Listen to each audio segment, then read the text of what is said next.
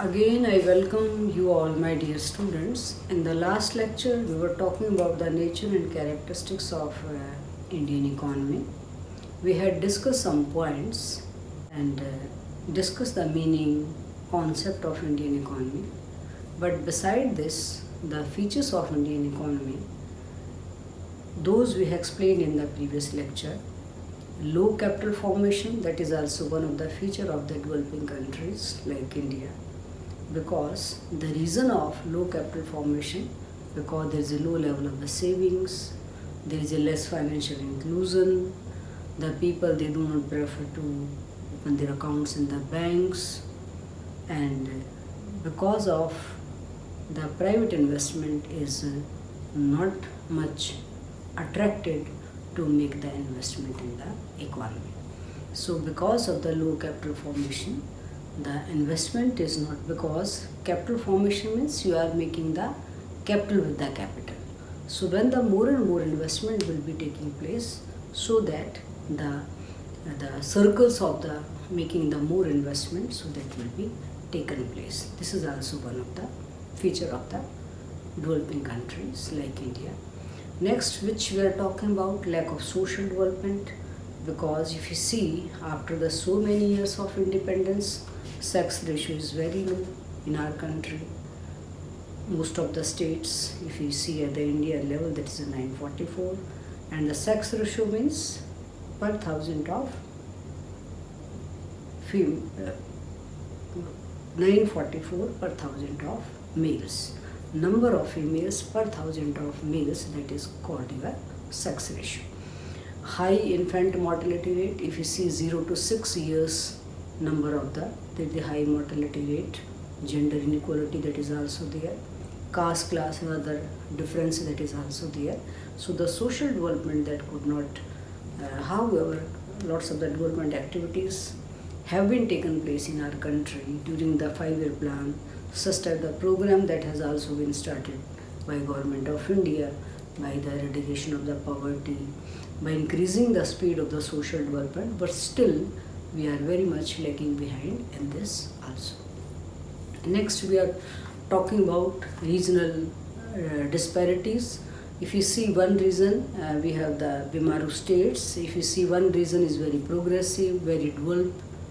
If you see another region that is less progressive or less developed, lots of the poverty and unemployment that is also prevailing. Some states are just like, you can take the example of the Haryana, Punjab rains, bowls of grain. So some states are very progressive even in the agricultural sector, but still there is a lots of the disparities still prevailing in our country after the so many years of independence. So because of all these disparities, because of the lack of the social development, and even besides all these things, there is the inequality of income. If you see the per capita income, because the per capita income is total number of the population. If we are dividing that national income with that total number of the population, that you will find as a per capita income. So that the per capita income which we are getting is the income of the billionaire, income of the beggars, income of the people who are living below the poverty line, because we are dividing the national income with the number of the population that is in our country. So there is a lots of the inequality, unequal distribution of wealth. If you see some caste, class groups, the distribution of the wealth is not the 30% people, they are having the 70% of wealth in our nation, and the remaining people, that is about the 70%, they are having the 30%. So there are lots of the disparities, lots of the inequality, lots of the unequal distribution that is also prevailing in our country. So this is also the one of the characteristics which we are discussing. However, we have discussed in our first lecture regarding the technology. Still we are using the automotive technology nowadays also, even in the agricultural sector, even in the industrial sector. However, lots of the partnership that has been started in our country, and because of that, the joint venture that has been started, and the number of the goods which we were importing the technology for the production of the goods, so that we are not importing, but with the joint venture, the goods that can be produced in our country also. If you are looking upon all these things regarding the low infrastructure, regarding the unequal distribution of wealth, regarding the inequality of income, regarding the regional differences, regarding the lack of the social development, regarding the low capital formation, because regarding the dependency on the international community, that is also the developing country including India, they are also having the dependency on the developed world. So this is also one of the reason, still after so many years of independence, that has become one of our characteristics, because for the technology, for the sometimes for the funding also, we will have to dependent on the international world or the international community. Just like we can take the example of the World Trade Organization, we can take the example of the UNDP report, World Development Report, so you will find lots of the information from that. Regarding all these features, if you see, because the sex ratio, that is also the biggest problem which we are facing in our country, because the aptitude of the people, mindset of the people, even some religion, some caste class groups, even they don't allow to women to work outside. So such type of the traditional superstitions, that is also persist in the country, and that has also one of the characteristics of the developing country. But beside that, since we are looking upon the positive part of that, because if we see, Todaro has said that, because even the Nakshe discussed about the poverty. If you see that in our country we have the one group is a very wealthy group, and the another group is not a much wealthy group.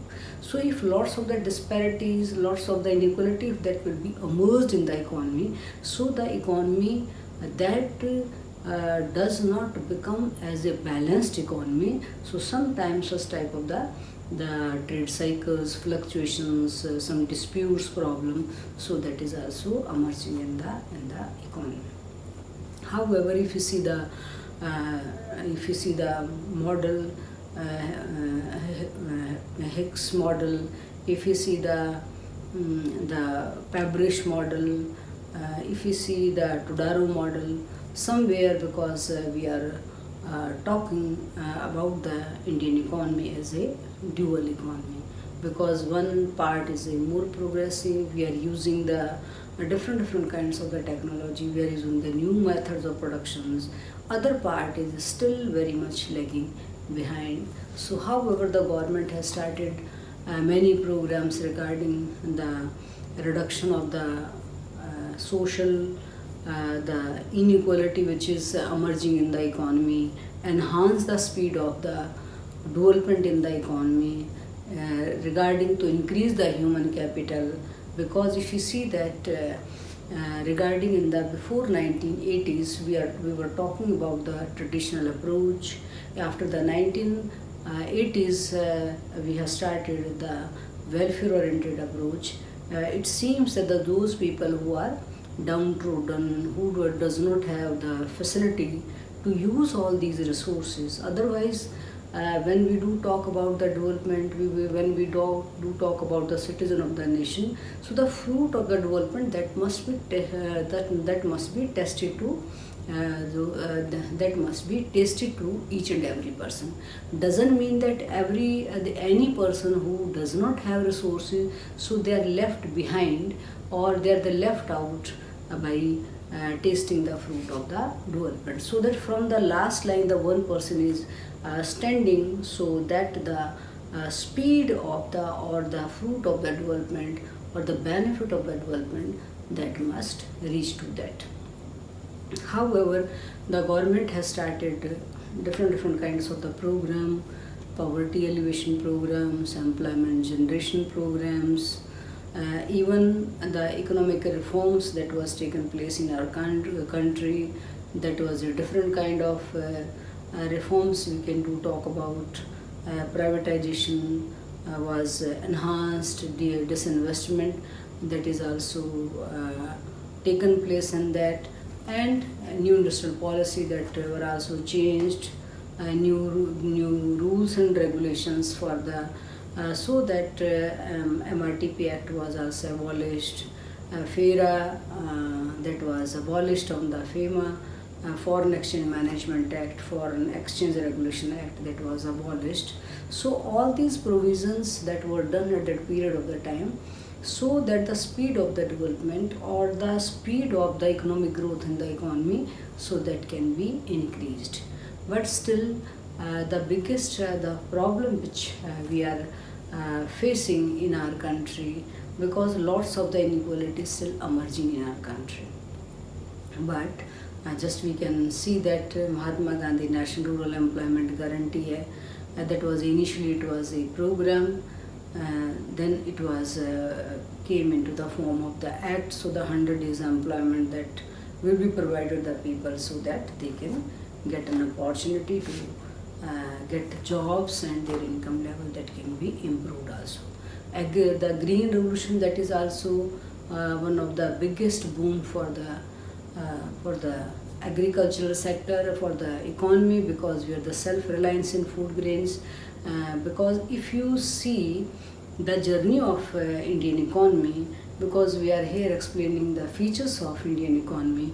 If you see the journey of Indian economy, if you see our first 5 plan, second 5-year plan, third 5 plan that could not be completed, we had started the 3 1-year plans, and that was done at that period of the time, that green revolution that should be started, so that the food grains which we are importing from other country, so that we can be able to feed our people of our country. So we should not be dependent on other country regarding to the availability of to fulfill the needs of the people of our country for the food grains. So the green revolution, that is also one of the biggest the contributor for the food grains. We are self-reliant now.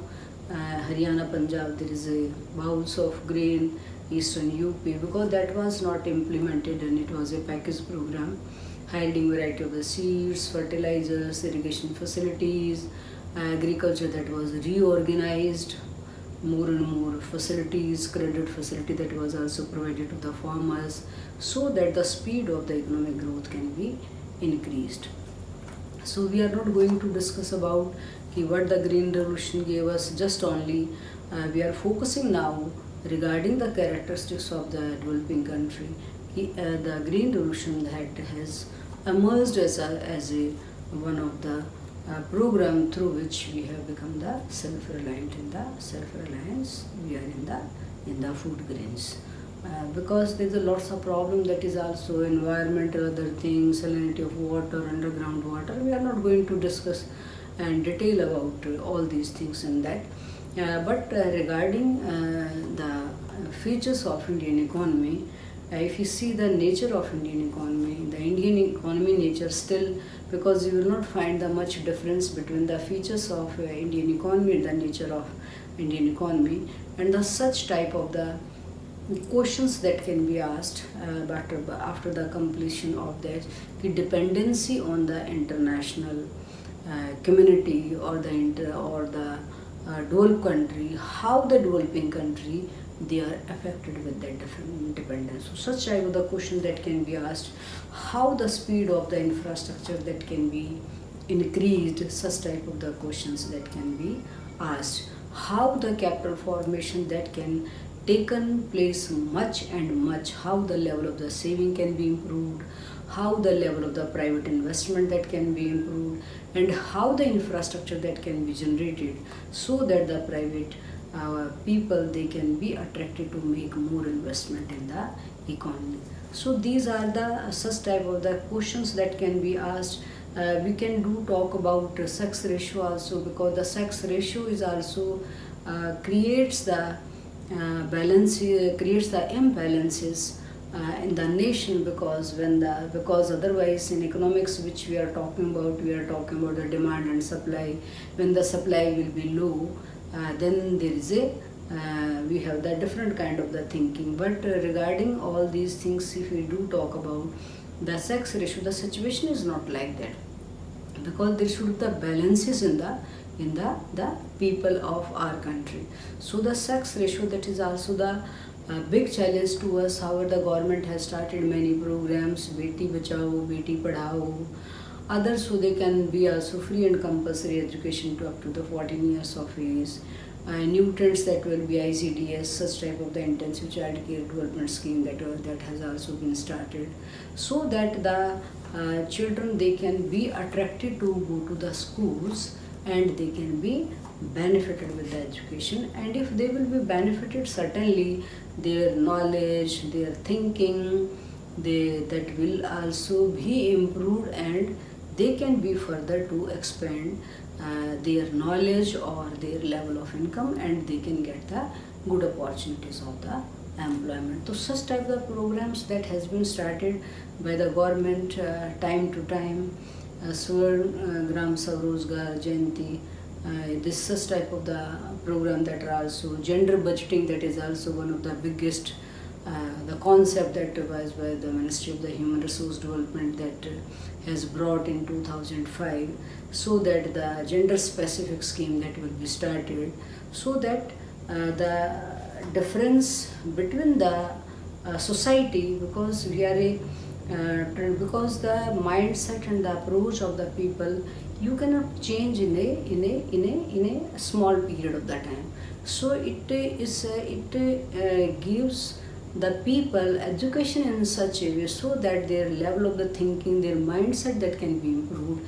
And when the level of thinking, the mindset, that will be improved, so they will be thinking of that, because if you are progressing one section of the society and the another section of the society is left out, so it means we will be tilting in the developing country. So we cannot be converted into the developed country. So if we want to be the developed country, or the developing country can be converted, or just to change the status in the developed country, so the each and every sections of the society, maybe the gender, maybe the caste, class, any group of the people, so they all together must be developed in such a way, so that they are fully get the fruit of the development and the pace of the human development that has been started also. However, the different kind of the, if you see the UNDP program, Human Development Index, that came into existence, which we are talking about, the purchasing power parity. Still I am explaining ki purchasing power parity. What is the purchasing power parity? Many times we are, otherwise it's an indicator in the Human Development Index. Purchasing power parity means a currency. Suppose we are taking an example of the US dollar. In that one currency, the developing country, the number of the goods and services which are bought in the one currency, how many number of the goods and services, such number of the goods and services that can be bought in the currency of the developing country. So this is the purchasing power parity. It means we see the value of the currency, the number of the goods and services. So if all these happening, or all these norms, if that can be adopted, so that the pace or the features of the Indian economy, which we are from the since the independence, there is no much difference in the nature and the features of the economy. However, I had discussed earlier, because we are in a dual economy system. In one, we are very, very progressive. India is a very progressive economy. Lots of the development activity that has been taken place, lots of the changes that has been taken place. But we are a very fastest growing economy, and if we are a fastest growing economy, so that the benefit which the globalization that came into existence previously in the 1980s, India has, took the benefit of that globalization in the 1991, after the 91 economic reforms. So we can change the stature of the Indian economy into the developing country, to the developed country. So we should have to work in that direction, and if you are working in this direction, so certainly we can change the features of Indian economy, which we are talking traditional, then modern other thing that can also be taking place of that. So with these words, I have a good day to you all, and will explain in the next section. Thank you so much.